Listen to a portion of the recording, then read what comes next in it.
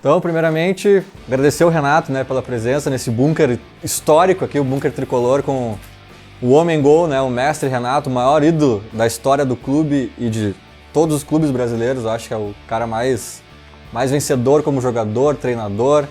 E a gente estava aqui ontem no CT do Grêmio, acompanhando ali a reunião e é um alívio, Renato, primeiramente dizer, e uma alegria saber que vai ser o nosso comandante de novo em 2019. Só que a gente soube também que estava bem disputado ali, né? Proposta de Flamengo, talvez de outros clubes. E a primeira pergunta que eu queria fazer é: quem é mais disputado? O Renato, treinador pós-penta e pós-tri, ou o Renato solteiro? Não. Eu acho que, acima de tudo, eu tive algumas propostas, sim, de outros grandes clubes, inclusive a do Flamengo, e eu me senti bastante lisonjeado, né? Eu acho que isso tudo é fruto do trabalho que a gente vem fazendo aqui no Grêmio, o reconhecimento, mas preferi ficar no Grêmio por tudo que eu tenho aqui e, acima de tudo, eu tenho certeza que o meu ciclo ainda não acabou aqui, porque eu tenho certeza que, juntamente com o meu grupo, a gente tem todas as condições de conquistarmos mais títulos. Então é por isso que a gente trabalha, é por isso que a gente está dando sequência nesse trabalho, para que nesse ano de 2019 a gente possa dar ainda mais alegrias, né, ao nosso torcedor. Então essa disputa, volto a repetir, fiquei feliz por ter tido essas propostas de outros grandes clubes do futebol brasileiro, mas ao mesmo tempo muito feliz pela permanência aqui no Grêmio. Renato, e a gente sabe que tu é um cara que não tem um smartphone, assim, não usa o WhatsApp, não curte e tal. E aí para chegar contigo teria que ser só ligando, né? Só no velho modo de... No velho modo... Quase um orelhãozinho, né? Eu não uso nada disso, porque senão a minha cabeça explode. Não gosta. Mas fica monitorando... Não é nem que eu não gosto, nunca tentei. Até porque o meu tempo eu tenho pouco tempo e vejo as pessoas às vezes que gostam do WhatsApp, mas muitas reclamando, entendeu? Então para mim ia ser muito trabalho, digamos assim. Eu já tenho trabalho suficiente para cuidar de um grupo, no trabalho no dia a dia aqui no Grêmio. Eu tenho certeza que isso aí iria me dar muito mais dor de cabeça do que me ajudar. Então eu prefiro ficar, como eu falo, no orelhãozinho, aquele que recebe e liga. Tá bom demais para mim. Renato, eu comentei com o Dr. Praz que eu ia um dia te falar isso ao vivo, pessoalmente, e cá estamos, que no dia 19 de setembro de 2016 eu publiquei um vídeo falando da tua chegada ao Grêmio, teu retorno ao Grêmio, né? E eu disse, se o Renato conquistar um título com esse time, faça uma estátua para esse homem na arena. E eu acho que eu fui a primeira pessoa a falar da estátua.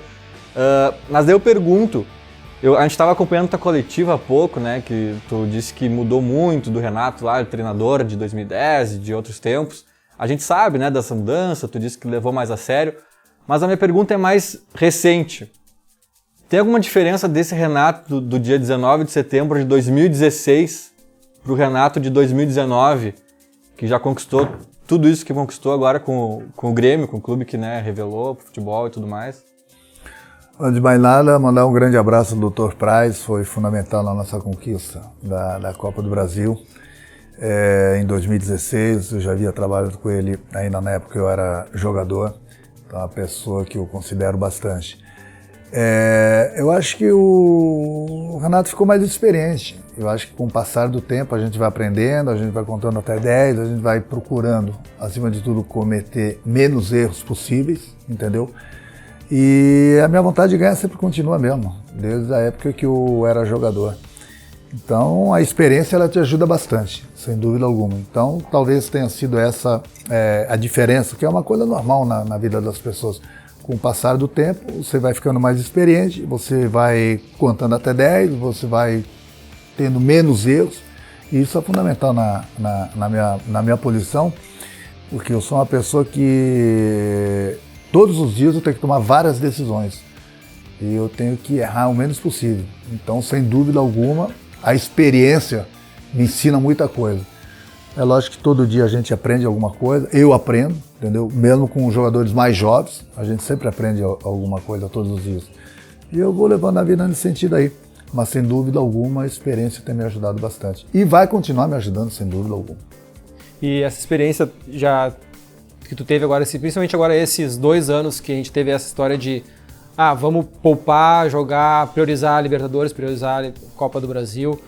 Já tem alinhavado alguma coisa pensando pro ano que vem, especialmente? Já se decidiu, pensou assim, não, nós vamos priorizar a Copa do Brasil ou nós vamos priorizar o brasileiro, talvez, que muita gente esse ano falou assim, que se o Grêmio tivesse priorizado, talvez, né, teria muita chance de estar no topo da classificação, ser o campeão. Mas, claro, priorizou a Copa do Brasil e a Libertadores e foi longe, só não seguiu por aquilo que a gente já sabe que houve, né? É difícil você trabalhar num grande clube como o Grêmio, você tem 3 grandes competições ao mesmo tempo. Começa por aí, já pelo calendário. O Brasileiro, Copa do Brasil e Libertadores. Eu sou empregado do clube. E se um dia chegar uma ordem lá de cima, olha, prioriza, Renato, somente o Campeonato Brasileiro, ou somente a Libertadores, ou somente a Copa do Brasil. Eu vou seguir porque sou pago para isso. Agora, é difícil para qualquer presidente, para qualquer treinador, para qualquer diretoria, você direcionar somente uma dessas 3 competições. São 3 grandes competições que a parte financeira ela é importantíssima para o clube. É por isso que é importante você ter um grupo grande, um grupo forte, para você poder, de repente, mesclar, jogar com uma equipe numa competição, daqui a pouco mesclar uma equipe numa outra competição. Porque, no fundo, o clube quer ganhar tudo. Então fica difícil. Aí eu te pergunto, você prioriza uma dessas 3 competições. E se você não ganhar essa competição?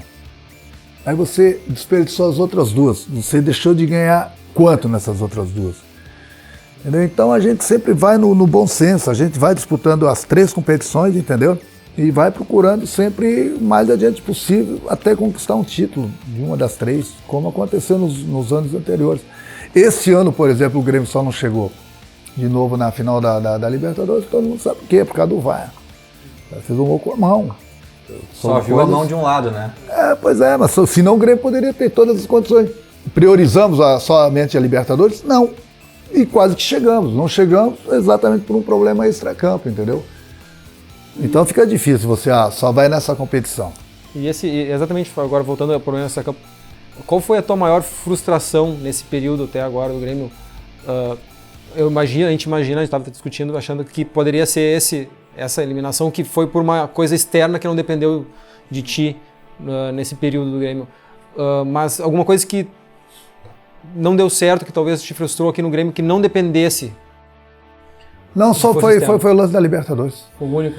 Foi porque fugiu do nosso alcance. Dentro do campo, eu estou muito satisfeito com o meu grupo.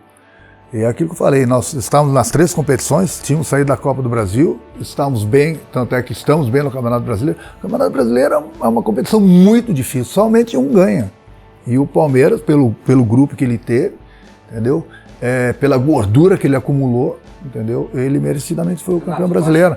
Agora, o que me frustra até hoje, não é porque já acabou, eu estou chateado ainda até hoje, sim, por esse lance do VAR, da Libertadores, porque o Grêmio tinha todas as condições de conquistar mais uma vez a Libertadores esse ano, até porque a decisão ia ser dentro da arena. E o VAR tá lá para isso, né? Mas isso que me deixa chateado. Tirar as injustiças o VAR tá lá, então muita gente, o árbitro roubou o Grêmio, o árbitro fez isso. Não, o árbitro do jogo, ele não teve culpa nenhuma.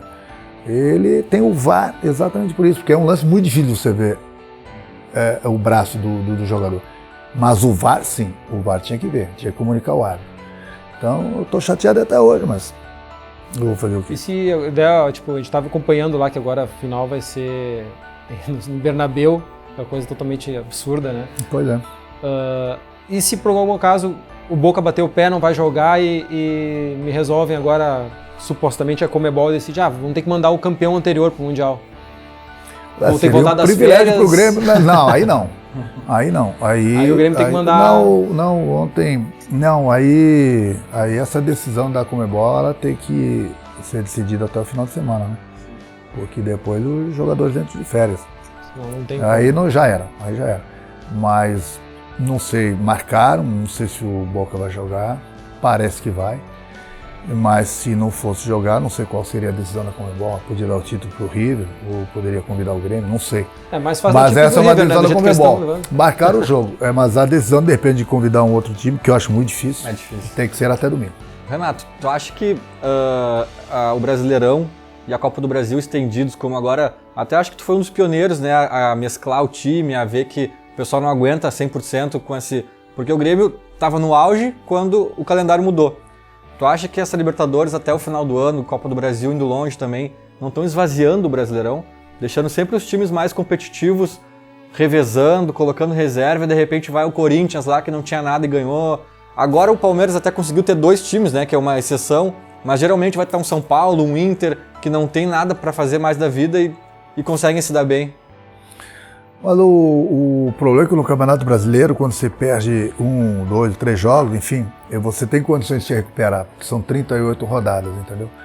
Na Copa do Brasil e na Libertadores, chega um momento que é mata-mata. Ou você mata, ou você morre. Entendeu? Então, por isso que os clubes, na maioria, se dedicam mais à Copa do Brasil e à Libertadores, até na parte financeira. A Copa do Brasil, esse ano e provavelmente ano que vem, está dando 50, 60 milhões. É uma quantia muito grande. Então, o clube sempre quer ganhar. É por mas isso será que que não seria melhor se elas acabassem ali por julho, agosto, como era antigamente? Eu tiro curto e grosso, mas aí é que eu falo, o problema não depende de mim, não depende do Grêmio, aí é o calendário do futebol brasileiro. Seria melhor, entendeu? O tiro mais curto dessas competições. Mas aí eles vão estendendo até o final do ano e o Campeonato Brasileiro sempre vai até o final do ano. Então, se você for passando de fase na Copa do Brasil e na Libertadores, automaticamente você vai disputando 3 competições, indo para o final do ano, um desgaste muito grande do grupo, e aí fica muito difícil. E o Gauchão ajuda a desgastar também, né? Porque ele começa o ano, eles premiam o brasileiro. Toda né? competição desgasta. Aí começa os campeonatos estaduais, aí você tem que fazer uma pré-temporada curta e grossa, rápida, e uma pré-temporada bem feita.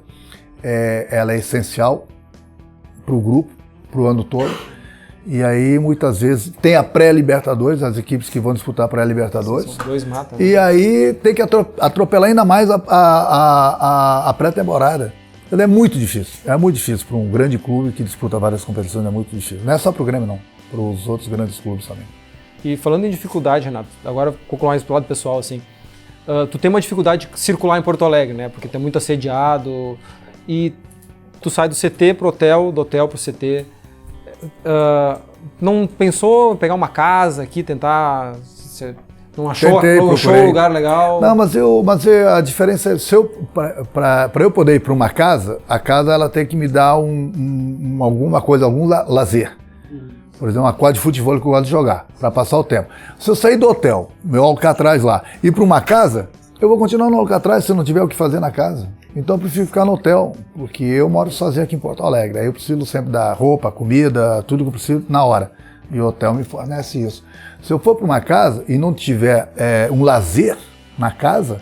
Não vale a pena. Não vale a pena, porque ficar preso no hotel, ficar preso dentro da casa, eu prefiro ficar no hotel, que eu tenho as coisas que eu preciso na hora que eu preciso. É um pouco sufocante, Renato, ser o maior ídolo da história do futebol brasileiro, talvez para um clube, e morar em Porto Alegre. Tem esse porém. Porto Alegre é bom de se morar, tem um povo bonito, entendeu?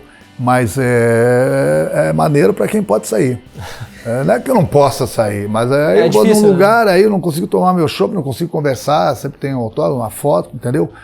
Aí sair para não conseguir se divertir, então eu prefiro ficar em casa. Ficar no hotel, a cervejinha no hotel ali, tranquilo. Nem vale a pena tomar dentro de casa, você sabe como é que é bom tomar na rua. Pezinho na areia. Faz parte, fazer o quê? O ônus e o bônus. Segunda-feira tá com os pezinhos na areia já agora descansando. Merecidamente, né? Muito. Porque realmente esse ano foi muito desgastante para todos nós. Qual foi o maior momento trabalho dessa passagem do Renato agora, de 2016 para cá? Todos os títulos. Mas não tem nenhum assim maior ou melhor ou mais intenso de todos? O título ele é um título, ele é muito grande para você. Esse aqui foi melhor. Claro, uma Libertadores, uma Copa do Brasil, o título é título. Você trabalha muito para você conquistar. Então o título é muito difícil de ser conquistado. Qualquer título. Antes de ser campeão, e o Grêmio conquistou 4 títulos em 2 anos, principalmente estando numa fila de 15 anos. Então, realmente, a nossa lua de mel com o nosso torcedor, ela tem sido fundamental, maravilhosa, porque eu sou gremista, todo mundo sabe, sou torcedor também. E ver um clube grande como o Grêmio ficar 15 anos sem ganhar um título nacional e de repente voltar a conquistar, isso não tem preço. E uma atuação, assim, talvez aquele foi o melhor jogo que o Grêmio fez nesse período, assim, que te encheu os olhos, tu falou assim, ó... É difícil. Bato palmas pra ele. Aqui os 2 jogos que nós tivemos pela Copa do Brasil no Mineirão, contra o Cruzeiro, o outro contra o Atlético também, depois da Libertadores. Só entre nós, aquele contra o Atlético tava morta a cobra, né? Ali a gente sentiu que tava com a mão na taça. A gente estava com a mão na taça, não é só pelo que o Grêmio havia feito dentro do campo, no resultado, mas sim, isso é muito do treinador, porque o treinador controla muito isso, ver de que maneira o grupo estava concentrado. Então isso não podia externar, entendeu? Mas dentro de mim eu sabia, era muito difícil de tirar aquele título da gente do jeito que o nosso grupo estava fechado, entendeu? Não era só pelo resultado que nós conquistamos dentro do campo, mas o treinador ele tem o seu sentido, ele sabe quando as coisas vão andar. E ali eu senti porque o grupo queria muito, e nada ia tirar aquele título da gente, entendeu? Até pelo tempo que o Grêmio estava na fila, né? Aí eu senti que nós íamos ser campeões. Renato, pergunta dupla. Tem algum treinador melhor que Renato hoje no Brasil? E tem alguma dupla de zaga hoje no mundo, ou no Brasil, ou na América, melhor que Jeromel e Kahneman? É difícil. Nós temos grandes zagueiros, mas a dupla que encaixou certinho como o Jeromel e o Kahneman, realmente é uma dupla fantástica. Uma dupla, casamento perfeito deles. Uma dupla muito forte mesmo. Acredito que seja uma das melhores duplas do mundo. Nível mundial até. Oi? Nível mundial, assim, sim. comparação. É uma das melhores duplas do mundo. Porque muitas vezes você tem num time um grande zagueiro, mas num time você ter 2 grandes zagueiros é muito difícil. Eu considero uma das duplas melhores do mundo. E quanto ao Renato, nós temos grandes treinadores no Brasil, mas eu me sinto lisonjeado sempre estar entre essa lista dos melhores do Brasil, entendeu? Eu sempre procuro trabalhar para ir ganhando, independente se me acho o melhor treinador do Brasil ou estar entre os melhores treinadores do Brasil. O importante é o trabalho que eu realizo com o meu grupo. O quanto a gente vê que o que cresceram, né? Vários jogadores que saíram da base do Grêmio nas tuas mãos, né? Que antes tu chegar jogavam de um jeito e agora passou. O Luan cresceu muito, depois chegou o Everton, cresceu muito. O Arthur até surgiu pelas tuas mãos e foi. Como é que é esse trabalho? Como é que tu, especialmente, conseguiu fazer esses jogadores crescerem tanto? Eu acho que é fundamental o trabalho do treinador. É a mesma coisa o aluno na sala de aula. Se ele prestar atenção, se ele quer aprender, e ele tem um bom professor, ele vai aprender, desde que ele queira. No futebol é a mesma coisa. Então, eu, pela minha experiência, por ter jogado, isso me adianta muito. Sabe entendeu? O jeito de chegar. Sabe o jeito de chegar, de conversar, de mostrar. Não adianta você só, na teoria, falar. Tá bom, o cara fala, olha, eu tô batendo a bola errado. Me mostra como é que é. Se você não souber bater na bola para mostrar pro jogador do jeito que ele tem que bater na bola, não vai a lugar nenhum. Então, eu por ter sido, nada contra os que não foram, mas eu por ter sido jogador, eu tenho essa vantagem, porque qualquer pergunta que o jogador for fazer para mim, eu tenho a resposta, porque eu joguei. Então, quando eu exijo e peço alguma coisa para o meu jogador, antes eu mostro na prática e depois eu posso cobrar dele, porque eu mostrei para ele. Porque no momento que você só fala, o cara não vai aprender só falando. Na sala de aula ele vai aprender você só falando, mas no futebol você precisa mostrar como é que se faz a coisa, entendeu? Então, nesse sentido aí, o cara que jogou futebol leva a vantagem. Renato, eu vou falar uma palavra, diz uma frase. Qualquer frase sobre essa pessoa ou sobre, enfim, o que eu disser. Romildo. É um presidente vencedor, um presidente fantástico. Eu tenho uma relação maravilhosa com ele e isso pesou muito na minha permanência aqui no Grêmio. Fábio Koff. Foi um presidente que, sem dúvida alguma, me ajudou muito. Foi um dos paizões para mim aqui dentro do Grêmio. Consideração muito grande por ele e, inclusive, ele foi o nosso presidente em 83 quando o Grêmio conquistou o Mundial. Então, mais um presidente vencedor. Adalberto Praz. A pessoa fantástica, a pessoa que me ajudou muito, inclusive quando eu era jogador, ele era diretor. A pessoa que, quando muita gente não acreditava no grupo do Grêmio em 2016, ele voltou para o Grêmio, me ligou pedindo para eu treinar o Grêmio E fiquei muito feliz porque é uma pessoa vencedora também, e eu acho que eu sempre gostei de trabalhar com pessoas vitoriosas. E ele, sem dúvida alguma, foi uma peça importante em 2016, também pela experiência dele. Torcida do Grêmio. Torcida do Grêmio, torcida do Grêmio é falar, não tem palavras. A torcida que sempre me apoiou, desde a época que eu cheguei no Grêmio, desde a época que eu comecei a jogar. E essa torcida tem muito a ver, inclusive, na minha vinda pela primeira vez no Grêmio, porque não era qualquer um que pegava, um dos grandes ídolos do Grêmio. O Grêmio, em 2010, quando eu cheguei, estava em 19º no Campeonato Brasileiro. Muita gente achava que o Grêmio iria cair, e eu tive a coragem de pegar, e o Grêmio naquele ano chegou na Libertadores. Então, com trabalho, mas sem dúvida alguma, sem a força da nossa torcida, o Grêmio não ia chegar a lugar nenhum. E ela é a torcida fantástica, sempre nos ajudou. Por isso que eu tenho muito orgulho da torcida do Grêmio, e a torcida do Grêmio tem muito orgulho do clube pelo que ela torce, né? Pelas conquistas, porque o Grêmio é conhecido no mundo todo. Comebol. Prefiro não falar. Arena. Eu tenho uma grande paixão pelo Estádio Olímpico, porque lá eu conquistei, lá eu fiz muitas histórias, juntamente com o clube. Mas tudo na vida, né, evolui, né, mudança sempre é para melhor. A Arena é um estádio moderníssimo, de todos os estádios construídos no Brasil para a Copa do Mundo, ou que não tenha sido para a Copa do Mundo, os últimos estádios construídos no Brasil, sem dúvida alguma, a Arena é a mais bonita. Pelo que eu conheço e vi arenas de outros grandes clubes, a Arena é a mais bonita. Para fechar, imprensa. A imprensa, ela sempre faz o trabalho dela, sempre vai ter um episódio aqui, um episódio ali, um contratempo com o treinador, com o jogador, mas cada um buscando o seu espaço, cada um fazendo o seu trabalho. É uma coisa normal, às vezes, ter um probleminha com a imprensa. Eu, graças a Deus, não tenho. É muito difícil. Na época que eu era jogador, eu tive um outro problema, mas sempre aí entra o lado da experiência, entendeu? Conta até 10, a imprensa faz o trabalho dela, a gente precisa do trabalho da imprensa, como a imprensa precisa da gente, entendeu? Eu acho que o útil é o agradável, um precisa do outro, cada um fazendo o seu trabalho. Uma última pergunta agora, Renato, para encerrar, assim. É uma coisa que mais pessoal que eu até vou comentar. Eu estava uma vez na arena ali, quando vocês estavam chegando para um jogo, no corredor ali com as crianças, para entrar no time, tem a salinha da criança ali, estava com a minha filha parada do lado, e vocês foram chegando, passando no corredor, aquela muvuca, imprensa, câmera, passando o pessoal. Tu passou pelo corredor e a minha filha, Renato!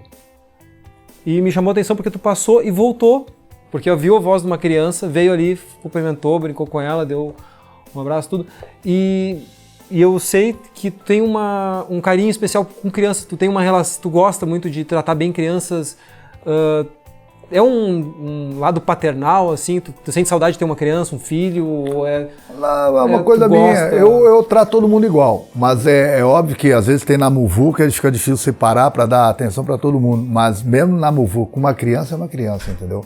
Então eu tenho um carinho muito especial por todas as crianças, eu adoro criança. Sem dúvida alguma. E quando eu ouço e posso, pode ter certeza, sempre vou fazer uma foto, dar um beijo, dar um abraço.